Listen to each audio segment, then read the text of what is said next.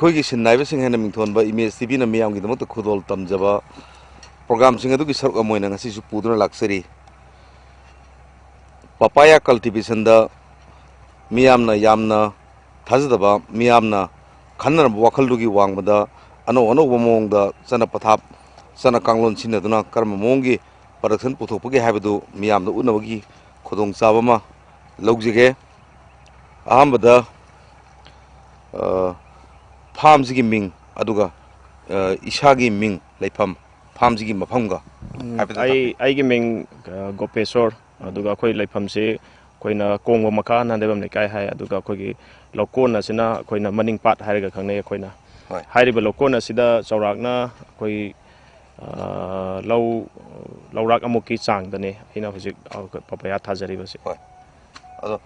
hairiba papaya si karamba matamdagi hatari ngasidagi sahi kyagi mamangdagi natra kyam kuiraba thaba horpa kyam kuirage masi papaya si ahanbada sahi ahumuki mamangda ai hana mafamsiga chanabra haiduna test tawraga yenge akoigi pambi yankai muk thajaraga adugi matungda aina masidi mai pakna thabe ai haina khangibadagi handaki sahi gi akoigi nganba matamdagi habadi akoina January February adaidagi kano semaga char semaga marudagi char sema matungda mamangi sahi 2023 gi 23 gi adu char sema ba matungda akoigi handaki mamangi 2023 gi May adwaidagi akoi pambi se akoina transplant tawba hokibani hoi ada hariba keno siga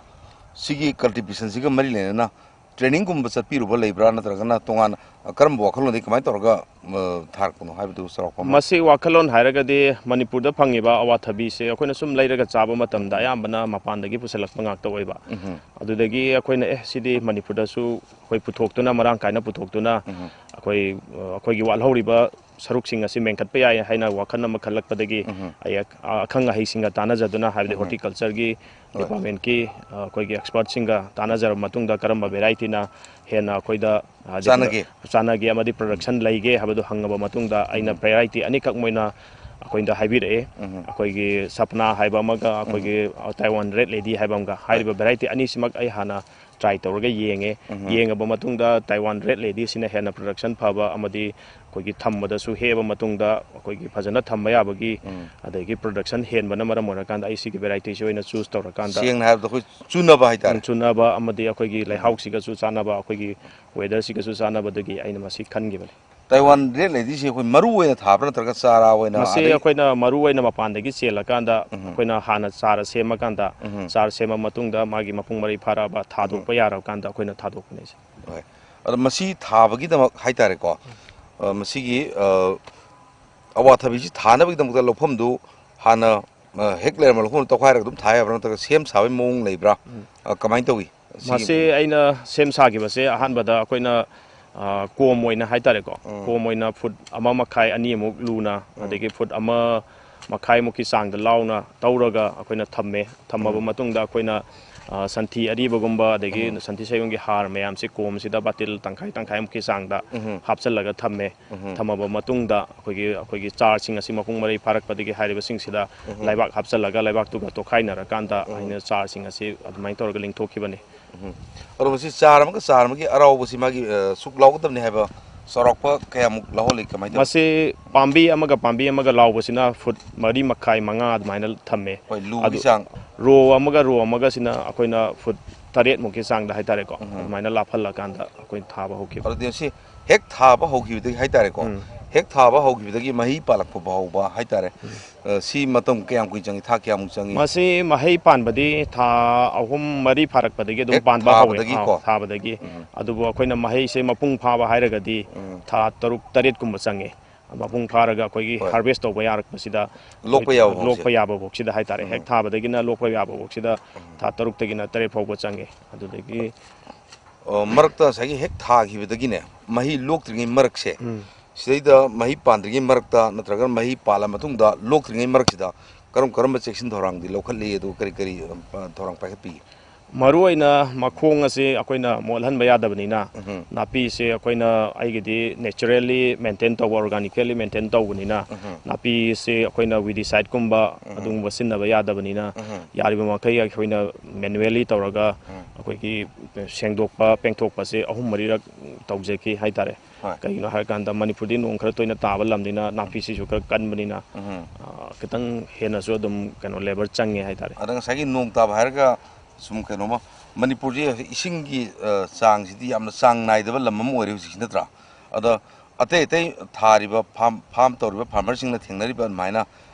ꯁꯤꯒꯤ ꯄꯥꯝꯕꯤꯁꯤꯗꯗꯤ ꯄꯄꯥꯌꯥꯁꯤꯗꯗꯤ ꯉꯁꯥꯏꯒꯤ ꯏꯁꯤꯡꯒꯤ ꯆꯥꯡꯁꯤ ꯌꯥꯝ ꯗꯔꯀꯥꯔ ꯂꯩꯕ꯭ꯔꯥ ꯅꯠꯇ꯭ꯔꯒꯅ ꯈꯔꯅ ꯑꯗꯨꯝ ꯑꯐꯪꯕ ꯈꯔꯁꯤꯅ ꯑꯗꯨꯝ ꯀꯣꯟꯅꯕ꯭ꯔꯥ ꯆꯥꯔꯤꯕ ꯅꯣꯡꯖꯨꯒꯤ ꯆꯥꯡꯁꯤꯒ ꯍꯥꯏꯔꯗꯤ ꯈꯔꯗꯤ ꯃꯃꯥꯡ ꯆꯦꯗꯗꯤ ꯌꯥꯝ ꯂꯧ ꯄꯥꯟꯅꯗꯦꯗꯅ ꯑꯗꯨꯝ ꯑꯁꯤ ꯑꯩꯒꯤꯗꯤ ꯄꯨꯈ꯭ꯔꯤ ꯑꯃ ꯇꯧꯊꯣꯛꯑꯒ ꯊꯝꯕꯅꯤ나 ꯑꯋꯥꯠꯄꯁꯦ ꯑꯗꯨꯝ ꯂꯩꯈꯤꯗꯦ ꯍꯥꯏꯕ ꯑꯗꯨꯝ ꯌꯥꯝ ꯋꯥꯕꯗꯤ ꯑꯣꯏꯈꯤꯗꯦ ꯑꯗꯨꯕꯨ ꯉꯁꯥꯏꯒꯤ ꯃꯥꯁꯦ ꯏꯁꯤꯡꯗꯤ ꯌꯥꯝ ꯗꯔꯀꯥꯔ ꯂꯩ ꯑꯗꯨꯕꯨ ꯃꯈꯣꯡ ꯏꯁꯤꯡ ꯇꯨꯡꯕꯗꯤ ꯌꯥꯗꯕ ꯑꯗꯨꯅ ꯑꯩꯈꯣꯏ ꯐꯖꯅ ꯇꯥꯈꯠꯄꯤꯔꯒ ꯊꯝꯃꯀꯥꯟꯗ ꯑꯩꯈꯣꯏꯒꯤ ꯏꯁꯤꯡ ꯅꯣꯡꯖꯨ ꯊꯥ ꯃꯇꯝ ꯑꯣꯏꯕꯅꯤꯅ ꯅꯣꯡꯖꯨ ꯊꯥꯁꯦ ꯇꯥꯗ꯭ꯔꯒꯁꯨ ꯑꯗꯨꯝ ꯇꯥꯔꯛꯄ ꯀꯥꯟꯗꯗꯤ ꯌꯥꯝ ꯇꯥꯕꯅꯤꯅ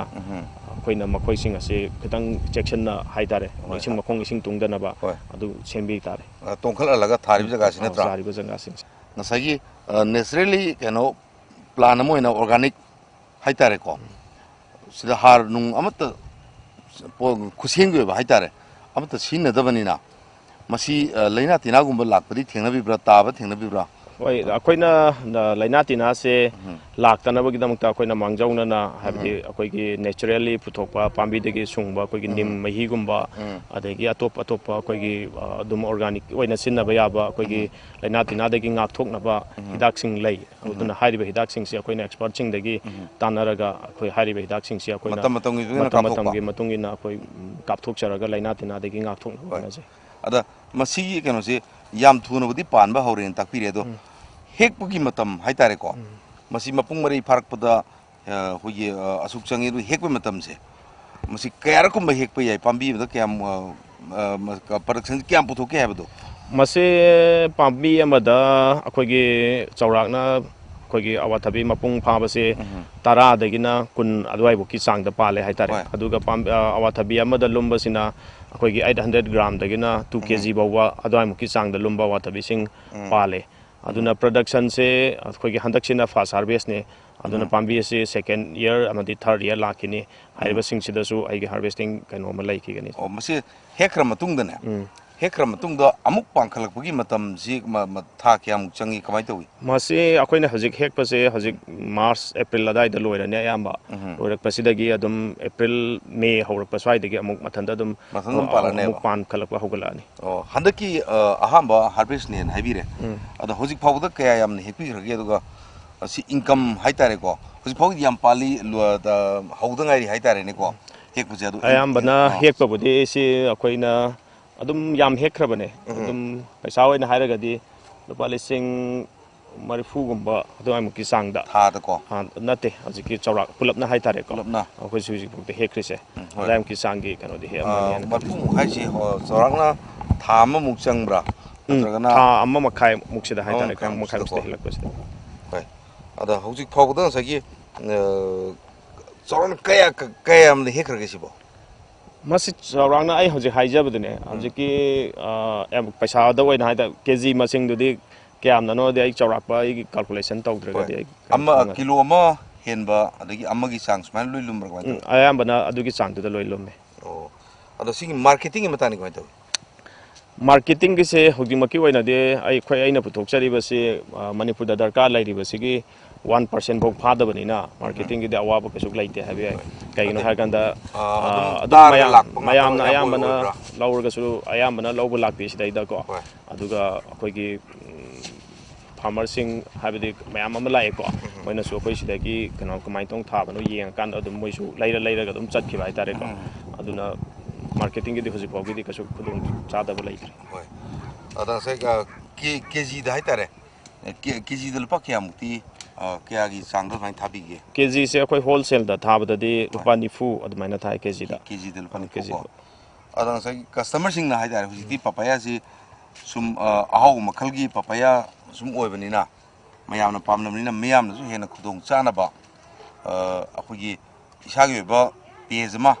ꯋꯦꯕ ꯄꯦꯖ ꯑꯃ ꯍꯥꯡꯗꯣꯛꯄꯤꯕ꯭ꯔꯥ ꯅꯠꯇ꯭ꯔꯒ ꯇꯦꯂꯤꯐꯣꯟ ꯅꯝꯕꯔ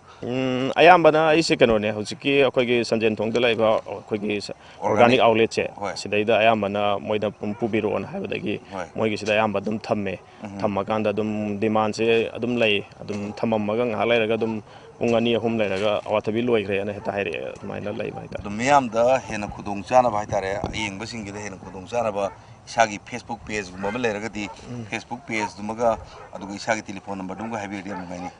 ꯑꯩꯒꯤꯗꯤ ꯁꯦꯡꯅ ꯍꯥꯏꯔꯀꯥꯟꯗ ꯐꯦꯁꯕꯨꯛ ꯄꯦꯖꯗꯤ ꯍꯧꯖꯤꯛꯃꯛꯀꯤ ꯑꯣꯏꯅꯗꯤ ꯊꯝꯖꯗ꯭ꯔꯤꯀꯣ ꯍꯣꯏ ꯑꯗꯨꯕꯨ ꯑꯩꯒꯤ ꯇꯦꯂꯤꯐꯣꯟ ꯅꯝꯕꯔ ꯍꯥꯏꯔꯒꯗꯤ 9856169850 ꯍꯥꯏꯔꯤꯕ ꯅꯝꯕꯔꯁꯤꯗ ꯑꯩꯈꯣꯏꯒꯤ ꯀꯩꯒꯨꯝꯕ ꯑꯩꯈꯣꯏꯒꯤ ꯁꯨꯝ ꯀꯩꯅꯣ ꯈꯪꯅꯤꯡꯕ ꯅꯠꯇ꯭ꯔꯒꯅ ꯑꯩꯈꯣꯏꯒꯤ ꯑꯋꯥꯊꯕꯤ ꯄꯥꯝꯕꯤꯕ ꯂꯩꯔꯒꯗꯤ ꯑꯗꯨꯝ ꯀꯣꯟꯇꯦꯛ ꯇꯧꯕꯤꯔꯛꯄ ꯌꯥꯒꯅꯤ ꯍꯣꯏ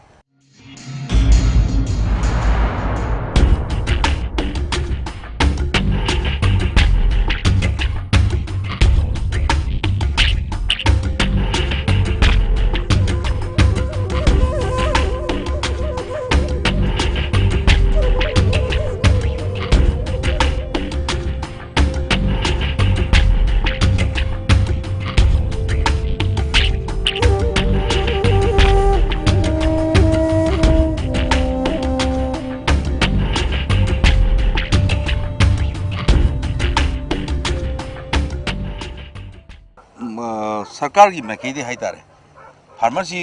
मखन मखन मयाम लेबनिना माइ मागी तौरी तौरबा कोपतुगी मतुंगिना पीबा बेनिफिट मयाम सु लेको अदुगुम्बा बेनिफिट नत्रगा एनी गवर्नमेंट साइडगी एनी मतेंगुम्बा फंगबिबा लेब्रा नत्रगा तानबिबा लेब्रा ꯍꯧꯖꯤꯛꯃꯛꯀꯤꯗꯤ ꯑꯩꯅꯁꯨ ꯇꯥꯟꯅꯔꯨꯗ꯭ꯔꯤ ꯃꯔꯨꯑꯣꯏꯅ ꯑꯗꯨꯕꯨ ꯑꯩꯈꯣꯏꯅ ꯁꯤꯒꯤ ꯑꯩꯈꯣꯏꯒꯤ ꯄꯨꯈ꯭ꯔꯤ ꯇꯧꯕꯒꯤ ꯒꯃꯦꯟꯠꯀꯤ ꯁ꯭ꯀꯤꯝ ꯑꯃꯗꯤ ꯂꯩ ꯑꯗꯨꯒꯤ ꯈꯨꯗꯣꯡꯆꯥꯕꯗꯤ ꯑꯩꯅ ꯐꯪꯖꯈ꯭ꯔꯦ ꯍꯥꯏꯕ ꯇꯥꯏ ꯄꯨꯈ꯭ꯔꯤꯁꯦ ꯑꯩꯈꯣꯏ ꯒꯃꯦꯟꯠꯀꯤ ꯁ꯭ꯀꯤꯝꯒꯤ ꯃꯈꯥꯗ ꯇꯧꯖꯕꯅꯦ ꯁꯤꯃ ꯀꯔꯤ ꯗꯤꯄꯥꯔꯠꯃꯦꯟꯠ ꯃꯈꯥꯗ ꯀꯃꯥꯏ ꯇꯧꯕꯅꯣ ꯑꯁꯤ ꯑꯩꯈꯣꯏꯅ ꯀꯩꯅꯣꯒꯤ ꯑꯦꯒ꯭ꯔꯤꯀꯜꯆꯔ ꯗꯤꯄꯥꯔꯠꯃꯦꯟꯠꯀꯤ ꯃꯈꯥꯗ ꯇꯧꯖꯈꯤꯕꯅꯦ ꯑꯗ ꯍꯧꯖꯤꯛ ꯐꯥꯎꯕꯗ ꯉꯁꯥꯏꯒꯤ ꯁꯤꯒꯤ ꯐꯥꯔꯝꯁꯤ ꯍꯧꯔꯛꯄꯗꯒꯤ ꯍꯥꯏꯇꯥꯔꯦ ꯍꯧꯕꯗꯕꯨꯗꯤ ꯉꯥꯏꯔꯤꯀꯣ ꯑꯗꯣ ꯐꯥꯔꯝꯁꯤ ꯍꯧꯔꯛꯄꯗꯒꯤ ꯈꯨꯗꯣꯡꯆꯥꯗꯕꯗꯤ ꯀꯔꯤ ꯀꯔꯤ ꯊꯦꯡꯅꯕꯤꯈ꯭ꯔꯦ ꯍꯧꯖꯤꯛ ꯐꯥꯎꯗ ꯈꯨꯗꯣꯡꯆꯥꯗꯕ ꯍꯥꯏꯕꯁꯦ ꯃꯔꯨꯑꯣꯏꯅ ꯑꯩꯈꯣꯏꯒꯤ ꯂꯦꯕꯔ ꯀꯣꯁꯁꯦ ꯌꯥꯝ ꯋꯥꯡꯕ ꯍꯥꯏꯇꯥꯔꯦꯀꯣ ꯃꯅꯤꯄꯨꯔꯗꯗꯤ ꯍꯥꯏꯗꯤ ꯑꯩꯈꯣꯏꯒꯤ ꯀꯩꯒꯨꯝꯕ ꯀꯥꯟꯗ ꯑꯩꯈꯣꯏꯒꯤ ꯅꯥꯄꯤꯒꯨꯝꯕ ꯁꯦꯡꯕ ꯈꯣꯠꯄ ꯑꯃ ꯀꯩꯅꯣ ꯇꯧꯕꯁꯤꯡꯁꯦ ꯍꯥꯏꯕꯗꯤ ꯑꯩꯈꯣꯏꯒꯤ ꯃꯤ ꯐꯪꯗꯕꯒꯨꯝꯕ ꯑꯗꯨꯒꯨꯝꯕ ꯍꯥꯏꯕꯗꯤ ꯁꯨꯕꯤꯅꯕ ꯃꯤꯁꯦ ꯍꯥꯏꯕꯗꯤ ꯏꯊꯟꯗꯅ ꯁꯨꯕꯁꯨ ꯉꯝꯃꯛꯇꯕ ꯀꯥꯟ ꯌꯥꯎꯔꯛꯄ ꯍꯥꯏꯕꯗꯤ ꯅꯣꯡꯖꯨ ꯊꯥ ꯃꯇꯝꯗꯗꯤ ꯅꯥꯄꯤꯁꯦ ꯑꯁꯣꯝꯗꯒꯤ ꯁꯦꯡꯉꯨꯔꯒ ꯁꯣꯝ ꯌꯧꯔꯛꯄꯗ ꯑꯗꯨꯝ ꯅꯥꯄꯤꯁꯦ ꯑꯃꯨꯛ ꯃꯅꯤꯡꯗꯣ ꯑꯗꯨꯝ ꯍꯧ ꯂꯩꯔꯝꯃꯦꯕ ꯑꯗꯨꯅ ꯑꯗꯨꯒꯨꯝꯕ ꯈꯨꯗꯣꯡꯆꯥꯗꯕ ꯈꯔꯗꯤ ꯑꯗꯨꯝ ꯊꯦꯡꯅꯩ ꯍꯥꯏꯇꯥꯔꯦ ꯑꯗꯣ ꯂꯦꯕꯔꯗꯤ ꯀꯌꯥꯃꯨꯛ ꯂꯦꯕꯔꯁꯦ ꯁꯤꯖꯤꯟꯅꯕꯤꯒꯦ ꯀꯃꯥꯏꯅ ꯇꯧꯒꯦ ꯑꯗꯨꯝ ꯃꯇꯝꯒꯤ ꯃꯇꯨꯡ ꯏꯟꯅ ꯂꯦꯕꯔ 2-3 ꯀꯣ ꯑꯗꯨꯃꯥꯏꯅ ꯍꯥꯏꯕꯗꯤ ꯅꯥꯄꯤ ꯁꯤ ꯃꯈꯣꯡ ꯁꯦꯡꯕ ꯍꯞꯇꯥꯒꯤ ꯑꯣꯏꯅ ꯇꯧꯕ꯭ꯔ ꯅꯨꯡꯇꯤꯒꯤ ꯑꯗꯨꯝ ꯁꯤꯖꯤꯟꯅꯔꯕ꯭ꯔꯥ ꯃꯁꯤ ꯀꯃꯥꯏꯅ ꯇꯧꯕ ꯃꯇꯝꯒꯤ ꯃꯇꯨꯡ ꯏꯟꯅ ꯑꯗꯨꯝ ꯊꯥ 1-2 ꯀꯣ ꯑꯗꯨꯒꯤ ꯃꯅꯨꯡꯗ ꯑꯃꯨꯛꯃꯨꯛ ꯁꯦꯡꯗꯣꯛꯇꯗꯤ ꯌꯥꯗꯕ ꯑꯣ ꯀꯩꯅꯣꯁꯤ ꯃꯍꯩ ꯄꯥꯜꯂꯛꯄ ꯊꯃꯣꯏꯗꯕꯨꯗꯤ ꯅꯨꯡꯉꯥꯏꯕꯕꯨꯗꯤ ꯌꯥꯎꯔꯝꯒꯅꯤ ꯀꯔꯤ ꯐꯥꯎꯗꯅꯤ ꯅꯠꯇ꯭ꯔꯥ ꯑꯗꯨꯕꯨ ꯉꯁꯥꯏꯒꯤ ꯏꯁꯥꯅ ꯊꯥꯖꯔꯤꯕ ꯄꯥꯝꯕꯤꯁꯤ ꯊꯥꯔꯀꯥꯟꯗ ꯊꯃꯣꯏꯗ ꯌꯥꯝ ꯅꯨꯡꯉꯥꯏꯕ ꯃꯇꯥꯡꯁꯤ ꯀꯔꯤ ꯑꯣꯏꯌꯦꯅ ꯈꯜꯂꯤ ꯃꯁꯤ ꯌꯥꯝ ꯅꯨꯡꯉꯥꯏꯕ ꯃꯇꯥꯡ ꯍꯥꯏꯔꯒꯗꯤ ꯃꯣꯏꯁꯤꯅ ꯑꯩꯈꯣꯏꯅ ꯄꯤꯛꯅ ꯋꯥꯅ ꯏꯁꯤꯡꯒ ꯆꯥꯏꯔꯒ ꯋꯥꯅ ꯆꯥꯎꯔꯀꯥꯟꯗ ꯑꯩꯈꯣꯏꯒꯤ ꯃꯣꯏꯁꯦ ꯍꯝ ꯆꯥꯎꯈꯠꯂꯛꯄ ꯇꯥꯏꯃꯤꯡ ꯍꯥꯏꯇꯥꯔꯦꯀꯣ ꯃꯣꯏꯁꯤꯅ ꯁꯪꯇ꯭ꯔꯤꯛ ꯁꯪꯉꯛꯄ ꯇꯥꯏꯃꯤꯡ ꯏꯟꯀꯝ ꯂꯥꯛꯇ꯭ꯔꯤꯉꯩꯗ ꯏꯟꯀꯝ ꯂꯥꯛꯇ꯭ꯔꯒꯁꯨ ꯍꯥꯏꯔꯤꯕ ꯃꯇꯝꯁꯤꯗ ꯑꯩꯈꯣꯏꯒꯤ ꯋꯥꯈꯟꯗ ꯃꯣꯏꯅꯒ ꯄꯥꯟꯕ ꯍꯧꯔꯛꯄꯒꯤ ꯃꯇꯝꯁꯦ ꯁꯤꯗꯅ ꯈ꯭ꯋꯥꯏꯗꯒꯤ ꯅꯨꯡꯉꯥꯏꯕ ꯐꯥꯎꯋꯦ ꯍꯥꯏꯇꯥꯔꯦ ꯍꯣꯏ ꯊꯃꯣꯏꯗ ꯅꯨꯡꯉꯥꯏꯕ ꯑꯃꯁꯨ ꯐꯥꯎꯔꯦ ꯀꯥꯟꯅꯕꯒꯤ ꯁꯤ ꯊꯥꯕꯁꯤꯅ ꯀꯌꯥꯝ ꯀꯥꯟꯅꯒꯦ ꯍꯥꯏꯕꯗꯨꯁꯨ ꯏꯁꯥꯗ ꯐꯪꯕꯤꯔꯕꯅꯤꯅ ꯍꯥꯏꯇꯥꯔꯦ ꯐꯥꯔꯝꯁꯤ ꯄꯥꯛꯊꯣꯛ ꯆꯥꯎꯊꯣꯛꯄ ꯋꯥꯈꯜꯂꯣꯟꯗꯤ ꯂꯩꯕꯤꯕ꯭ꯔꯥ ꯀꯃꯥꯏꯅ ꯇꯧꯋꯤ ꯃꯈꯥ ꯇꯥꯅ ꯑꯩ ꯂꯝꯁꯦ ꯉꯁꯥꯏꯒꯤ ꯈꯔ ꯊꯥꯗꯕ ꯖꯒꯥ ꯈꯔ ꯂꯩꯔꯤꯕꯁꯦ ꯁꯤꯁꯨ ꯈꯤꯇꯪ ꯑꯩꯅ ꯁꯦꯝꯃꯀꯥꯟꯗ ꯃꯈꯥ ꯇꯥꯅ ꯈꯔ ꯑꯃꯒ ꯄꯥꯝꯕꯤ ꯈꯔ ꯑꯃꯒ ꯍꯥꯞꯆꯤꯟꯈꯤꯒꯦ ꯍꯥꯏꯅ ꯈꯜꯂꯤ ꯑꯗꯨꯕꯨ ꯂꯝꯁꯤꯗꯤ ꯂꯤꯃꯤꯇꯦꯁꯟ ꯂꯩꯕꯅꯤꯅ ꯑꯗꯨ ꯌꯥꯔꯤꯕ ꯃꯈꯩ ꯑꯩꯈꯣꯏꯒꯤ ꯑꯩꯅ ꯍꯥꯏꯖꯅꯤꯡꯕꯁꯦ ꯑꯩꯈꯣꯏꯒꯤ ꯌꯨꯠꯁꯤꯡꯗ ꯑꯣꯏꯅ ꯍꯥꯏꯇꯥꯔꯦꯀꯣ ꯑꯩ ꯏꯁꯥꯒꯤ ꯑꯦꯛꯁꯄꯥꯟꯁꯟ ꯅꯠꯇꯕꯤꯗꯁꯨ ꯑꯩꯈꯣꯏ ꯌꯨꯠ ꯑꯇꯣꯞꯄꯁꯤꯡꯁꯨ ꯉꯁꯥꯏꯒꯤ ꯁꯤꯒꯨꯝꯕ ꯑꯇꯣꯞꯄ ꯑꯦꯅꯤ ꯄ꯭ꯂꯥꯟ ꯑꯣꯏꯕ ꯌꯥꯏ ꯄꯄꯥꯌꯥ ꯑꯣꯏꯕ ꯌꯥꯏ ꯑꯃ ꯑꯣꯏꯕ ꯌꯥꯏ ꯑꯩꯈꯣꯏꯒꯤ ꯏꯁꯥꯒꯤ ꯏꯔꯝꯗꯝꯁꯤꯗ ꯄ꯭ꯔꯗꯛꯁꯟ ꯇꯧꯔꯀꯥꯟꯗ ꯍꯦꯟꯅ ꯆꯥꯊꯣꯛ ꯂꯩꯕ ꯑꯗꯨꯒ ꯋꯥꯠꯇ ꯄꯥꯗꯕ ꯂꯝꯗꯝ ꯑꯃ ꯑꯣꯏꯁꯤ ꯍꯥꯏꯕꯒꯤ ꯑꯗꯨꯒꯤ ꯋꯥꯈꯜꯂꯣꯟꯗꯨꯕꯨꯗꯤ ꯌꯥꯝꯅ ꯊꯥꯒꯠꯆꯔꯤ ꯑꯗꯨꯒ ꯄꯄꯥꯌꯥꯕꯨꯗꯤ ꯊꯥꯔꯒ ꯆꯥꯡ ꯌꯦꯡꯉꯦ ꯃꯥꯏ ꯄꯥꯛꯄꯁꯨ ꯍꯧꯔꯦ ꯅꯠꯇ꯭ꯔꯥ ꯑꯗꯣ ꯐꯥꯔꯝꯁꯤ ꯂꯝ ꯐꯅꯌꯥꯝ ꯆꯥꯎꯔꯤ ꯐꯅꯌꯥꯝ ꯂꯩꯔꯤ ꯑꯗꯣ ꯄꯄꯥꯌꯥ ꯅꯠꯇꯕ ꯀꯔꯤ ꯑꯇꯣꯞꯄ ꯄ꯭ꯂꯥꯟ ꯊꯥꯕꯤꯒꯦ ꯀꯥꯏꯅ ꯈꯟꯕꯤꯕꯗꯤ ꯂꯩꯕ꯭ꯔꯥ ꯅꯠꯇ꯭ꯔꯒꯅ ꯃꯁꯤ ꯑꯌꯥꯝꯕꯅ ꯁꯤꯗꯩꯗ ꯂꯩꯍꯧꯔꯤꯕ ꯁꯔꯨꯛ ꯈꯔꯁꯤꯗꯤ ꯑꯩꯅ ꯑꯌꯥꯝꯕꯅ ꯑꯩꯈꯣꯏꯒꯤ ꯍꯦꯟꯖꯥꯡ ꯅꯥꯄꯤ ꯁꯨꯝ ꯌꯨꯝꯒꯤ ꯆꯥꯅ ꯊꯛꯅꯕ ꯁꯨꯝ ꯑꯗꯨꯃꯥꯏꯅ ꯑꯣꯏꯅ ꯑꯩ ꯁꯤꯖꯤꯟꯅꯔꯒ ꯊꯝꯕꯅꯦ ꯁꯤ ꯍꯣꯏ ꯑꯗꯣ ꯁꯤ ꯐꯥꯔꯝꯁꯤ ꯏꯁꯥ ꯏꯇꯣꯝꯇ ꯁꯨꯝ ꯑꯩꯈꯣꯏꯒꯤ ꯂꯦꯕꯔ ꯅꯦꯛꯄꯗꯨꯅ ꯃꯈꯜ ꯑꯃ ꯑꯣꯏꯈ꯭ꯔꯒ isai tumna sum hona bir imung manunggi punna hona mina mating adum ichininaw moi ngai adum mating pangko siawe asang ba ko moi myam thoklaga adum punna akoi adum thaba khotpa matam dadi ai thandana thaba ngamdamina mas oina habidi kom tawba adagi masing se pambi se 800 muk surak panina tharakwa kanda moi myam so adum mating pangi ado sagi kana ba lakpa horobani na haitare ko ayeng ba singda aduga farm sibu haitare sumaina tawdana thadana hingnabagi apamba laiba wakalon laiba mingonda ithil pin labidongta sigumba farm amana yamna 800 muk thaba sidi yam chawba makti oidri natra 800 se sidagi income ji sumaina lakpa hore harmni si mak tawraga farm si mak tawraga haitare hoi imung puba da yam laina thoina lobibra kari haibi masi akoina thawai yauna aduga akoigi kitang kano tawna hotnaragadi akoida masidaida imung puba yai haina khalle kaigino hairkanda pambi masing se akoina adum lising ama changwa lising ani thabada paisa se kasuk yam kanna changninga leite pambi lising ani muk thaba kanda adum lupa lising yang kaidagina lupa lising 100 muk ko adwai degi hena changninga isu laitabani aduna akoina investment su yamdabanina wasigi site hotnara kanda akoigi yum ama puba irai laina puba yabagi akoigi wedi lai haitare bazar da dukan ama phamdok suruli ban blockade yaudaba masina di khwaindi farba kainomdi oirba ko adum minadi hairoga nungaita hadaki curfew ahamba date 3 da curfew taro matung date 4 gi curfew laiba date 4 sidagi ai awathabi se thaba hokibane curfew manung du dagi adu yam teno matam dani pangkhalai sinatra adu sumaina kare haitare farm tongba wakalon di leijaba farm di tawdriba haitare manipur gi na ha kayam leyeba ada sumaina farm di tawjiningba aduga hawdriba sigumba farm ji tawno bidamta moida wakalon mogi puningdu thawgpi boina kari haibining lei mase ai bu haijau hairagadi akoigi youth singchida isada aningba apamba amaga loinana sangchalagadi mai pakani natabida akoigi paisa pai haiduna aidi aigi farm tawrini gaina hairaga akoigna admaina tawbudadi mai pakpa ngamoi isada aningba pamba amaga loinana haibutare aduga ngasai expert singa tanabira kanda adi karamba variety thagani kayam thagani kamai thagani haiba singsi munna tanabira matungda akoigi pambi singsi tharagadi any awathabi oibiyai natragana atopa variety atopa pambi ama hekta oibiyai akoina farm tawnaba manipurda asigumki awatpa ngaktane akoi mapandagi ayambana pusalaga chaba ngaktani na akoi awatpa mayamsi akoina menkhatnabagi kanodum akoigi youth singchina kitang hotna ninge haitare